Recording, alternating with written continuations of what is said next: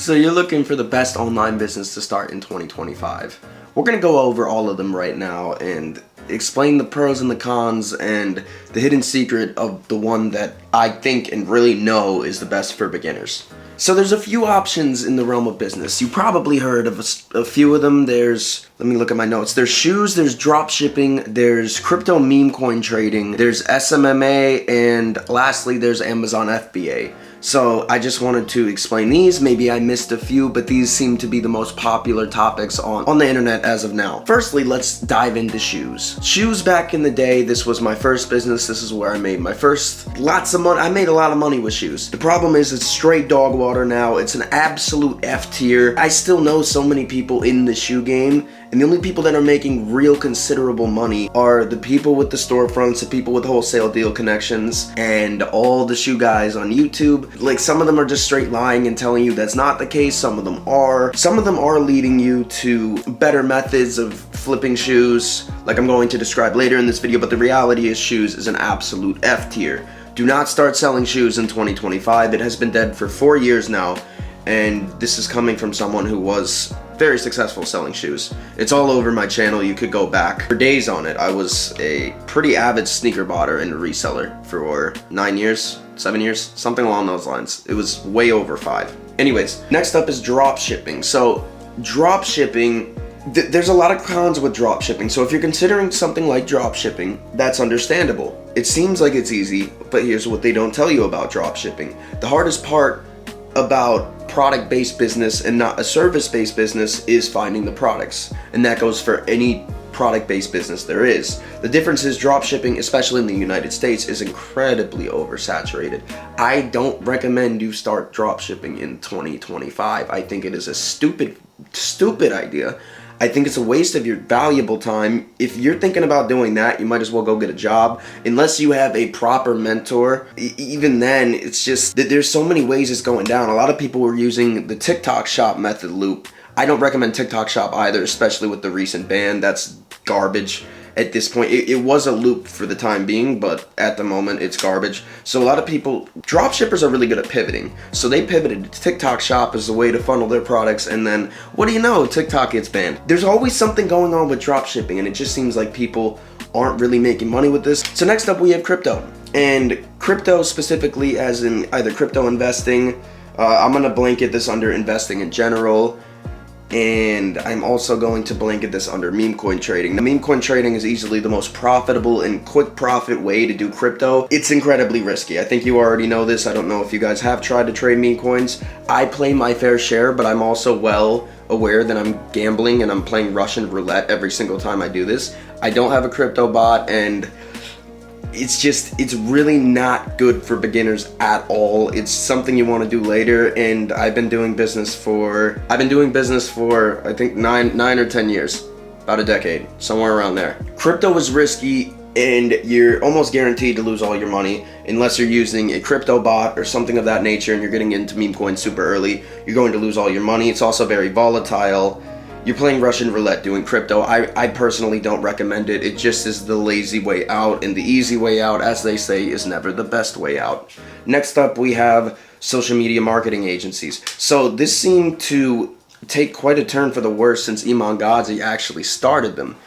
It's pretty weird what happened. Like, it was actually a low-key, good service-based business, and it just seems like, from what I've heard, it's gotten oversaturated.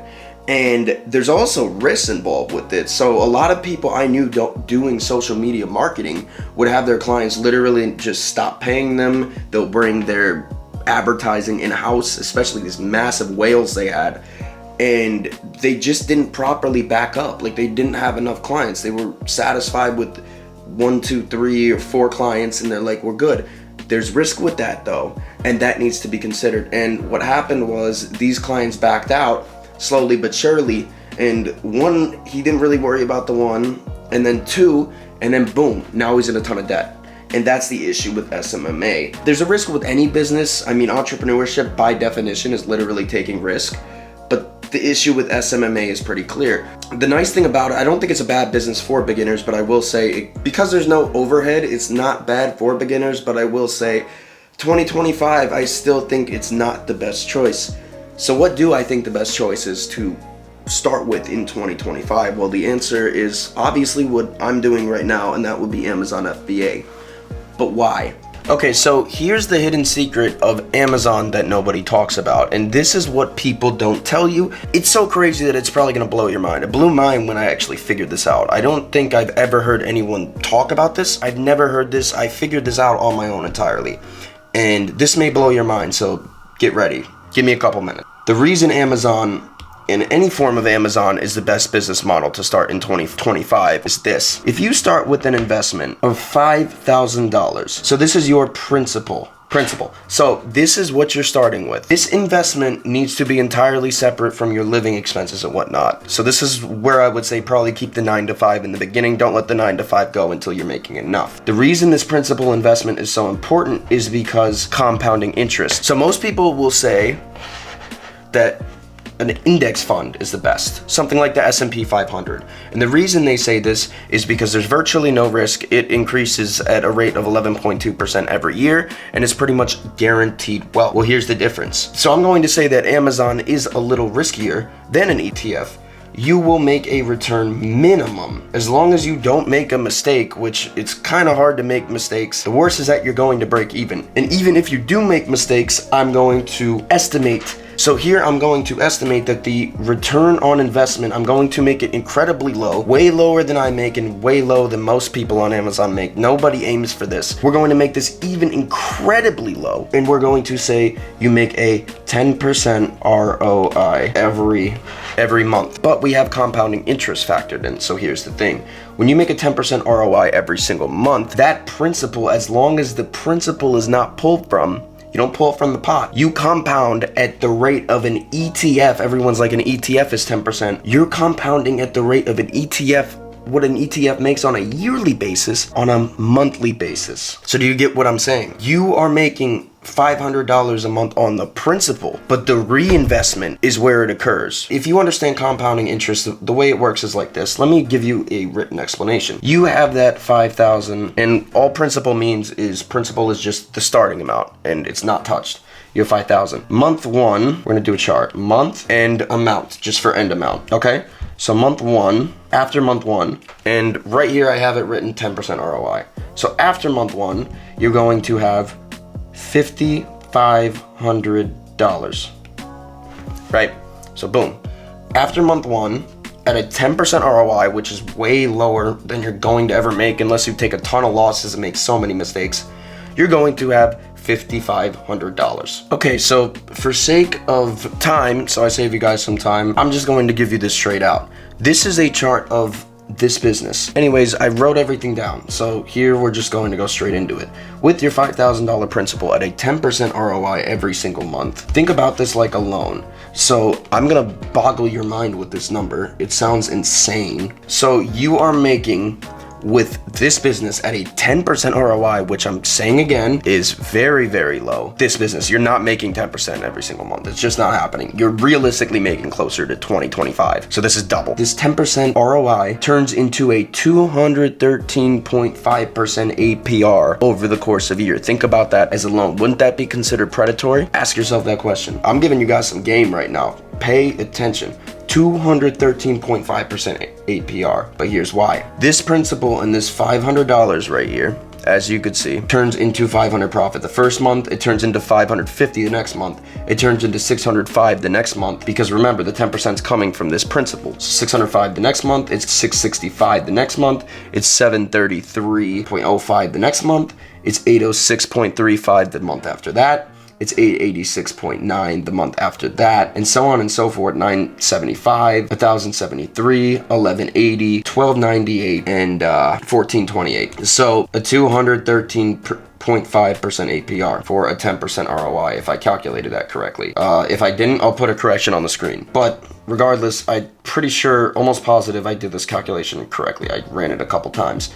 At the end of this, you will have $1,428.25 in profit per month. So remember, this is a supercharged ETF. It's not per year. You're now taking that and transferring it to per month. This is why it's so important. So with $1,428.25 profit per month From the principal and the beginning income, you started at a $500 profit a month, basically a side hustle. You've continued this, reinvested everything in the business for 12 months, and it's practically tripled. It's almost tripled. I mean, that's damn near triple. 28.25. Why does this matter though? Think about this at scale. If you were to keep doing this and running that principle in over and over again and stay disciplined with it, guess what that would turn out to be? It would keep compounding at an ETF rate aggressively pretty much as long as you run the business. This is why it's the best business to run, because your income grows like this. I don't know many jobs where your income just triples every single year, or any businesses for that matter. 1 year it triples. I mean, that is crazy. And all it does is keep on growing with the more you keep in the pot. That is why this is the best business model in 2025. Hopefully that explanation makes sense. But to speed the rest of this up, I'm going to put this in a compounding calculator. I have an app for it and whatnot. But I just want to show you guys this and demonstrate it for the sake of understanding. Right here, you have the compounding calculator. If you leave this in for 2 years and 3 years, and you can do 4, and you can run these numbers yourself, and you can ask ChatGPT as well what the APR is every single year. And if you think about it, it kind of makes sense, because 10% ROI for a year is 120%. There you go, and it compounds. So for 3 years, an interest rate of 10% per month. This needs to compound monthly. We're gonna select monthly. The initial contribution is $5,000. Okay, so I had to adjust the camera settings because I don't think it was loading properly, but hopefully you guys can see this right here. If you start with $5,000 and don't touch the principal for 3 years, just 3 years, you're speeding this up like crazy. I mean, it's supercharged. This is why Amazon people make so much money and live so frugally. You end off with an end capital of $1.8 million, pretty much 1.815 million. This is the power of Amazon FBA, and nobody wants to talk about it. A lot of people think Amazon FBA is oversaturated. It's not. A lot of people think Amazon FBA is hard. It's not for certain business models. It totally depends. It's nuanced. But for beginners, the best business to start in 2025 is an Amazon business. And it's the quickest to make money with as well. You can start doing this even as a side hustle, Amazon FBA. You can start doing it as a side hustle just by signing up for an account and then going into stores and scanning stuff. And you know, when you have a business expense, all those sales taxes and everything is written off. If you're in a no sales tax state, you should be even more on this. There's also ways to get around the tax that I'm not going to go into in this video specifically, but Amazon is easily the best, and here's why. So with Amazon FBA, 2 out of 3 people in the country have an Amazon account. Knowing this, your products are literally seen by 2/3 of the country. Especially considering myself, you can think about this yourself. What do you do when you want something and you want it quick? Maybe you don't want to go to the store. You got work, you got school, something going on. You go to Amazon. That's why it's so popular, because of Prime shipping. With Amazon FBA, there's such a large market that there's so much sales volume on everyday goods. I mean, some stuff I've sold is just like stuff I already use actually. A lot of people think it's oversaturated and that there's a lot of risk, and the re-gatings, they call gatings and stuff like that, just to describe that to you. A gating is basically being approved to sell a brand on Amazon and then being unapproved again while you have inventory in there, or just randomly before you have inventory in there. And that's been an ongoing issue with Amazon FBA, and to that I acknowledge. But I'm also going to say that most of those big brands that people want to use that rebuttal with are, 1, too big. You shouldn't be revolving your business around only Nike and brands of that size. 2, you just simply solve the problem by diversifying. You know, with any business, you're going to take the punches. If you choose any of these other businesses, you're willing to accept the trade-off. I just think Amazon happens to be the one with the least trade-offs, and it almost has a lot of things in parallel with dropshipping, but the difference is it actually works. And we're going to get into detail about the Amazon models specifically. So here we're going to go. First, there's retail arbitrage. Retail arbitrage is going in stores like I just mentioned, and then going and buying the products. So like you're physically getting off your ass, walking into a Nike outlets, like the classic example, or like a TJ Maxx or something. A real store, like this is not some fake goods in China drop shipping scheme. No, that's not what this is. You're selling real, like, name brand products, flipping them for a profit. You're doing it at a retail store. There's the retail, And the arbitrage is the money you're making from someone who's willing to pay to get it faster with Prime. There you go. So that's retail arbitrage. It's basically just doing that, but physically going into a store. That's retail arbitrage. And that is the best beginner model there is. You can literally start doing this today. You could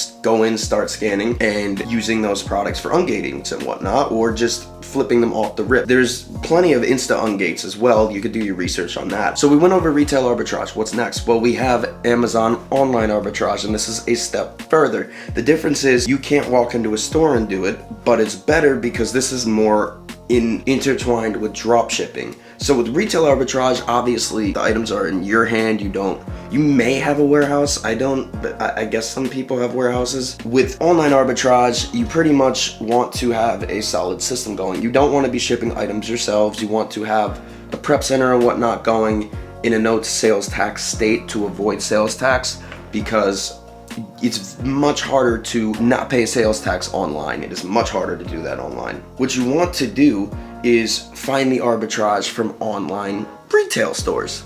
And I promise you, I'm sure of it, I've done this for 2 years now, and it's been very successful. The reality is, so many people are willing to pay for that Prime shipping. And I know myself, like there's sometimes I really need something and it's not available near me, and I'll go on there and order Prime shipping. But online arbitrage is basically a step up. Why is it a step up, you may be asking? It's a step up because you have to deal with things like order cancellations, tweaking your address, your warehouse getting banned, switching prep centers. Is definitely a bit more advanced, but it comes with its perks. Now, online arbitrage comes with things like Rakuten cash back. It comes with things like stacking coupon codes, which you can do in retail arbitrage. You can use physical coupon codes and I guess digital ones too. I'm not sure if you can stack them. I know sometimes with OA you can stack them, but you basically are able to go really deep with it and you find the arbitrage. And sometimes you create the discount even with things like discounted gift cards, which is a bit riskier too because then you have no return protection. Anyways, I'm going a little too deep on a tangent. The second hardest model that we have, and this is a very hard model, this is the one I'm currently in right now, this will be Amazon wholesale. Now, why is this model hard and why do I personally not recommend it for beginners? Well, the reason I don't recommend wholesale, or the next one, which is private label, is wholesale, for example, you're hitting up distributors and brands to make a deal with them. You have to provide them some sort of value. For distributors, that will be a very large volume purchase order. Sometimes you have to sign a contract, sometimes not. And with private label, you're literally creating your own brand from scratch, which it's as complicated as it sounds. I haven't done it yet, but it does seem pretty hard. But the people who do that tell me that it's really fun. So they enjoy the struggle and whatnot. And wholesale has been fun to me as well. So I guess that's why I'm doing pretty well at it. But I did well with online arbitrage too. Another thing about wholesale, one last thing about wholesale, is that wholesale specifically, you hit up distributors. Basically, what is a distributor as well, just to give it to you as a beginner? A distributor is like, they're the people behind who's supplying big name stores like Walmart, Target. You know, they have brand direct deals too, but a lot of this stuff is sourced through distributors when the brand doesn't have it. And these distributors are massive. You can see them everywhere. If you look around, you can see on trucks, XYZ wholesale on a truck or whatnot. If you start looking, you'll see it. I promise.